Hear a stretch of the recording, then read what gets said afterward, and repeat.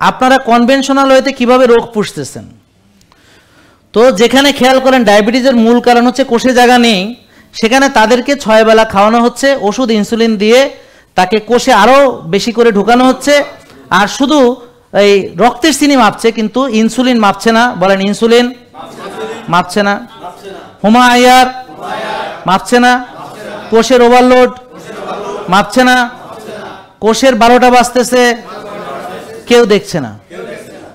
এই কারণে হয়তো একটা লোক ডায়াবেটিসের চিকিৎসা করতে করতে কিছুদিন পর দেখা গেল চোখের সমস্যা শুরু হয়েছে, বলো যে আপনার ডায়াবেটিক রেটিনোপ্যাথি হয়েছে।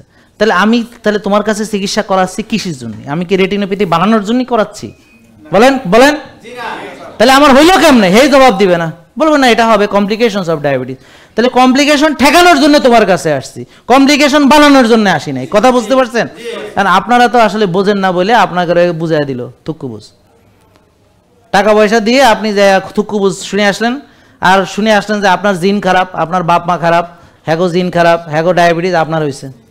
দোষ বাপ মার ঘাড়ে চাপায় দিল, বংশের ঘাড়ে দোষ চাপায় দিল। আমার কথা বুঝতে পারছেন?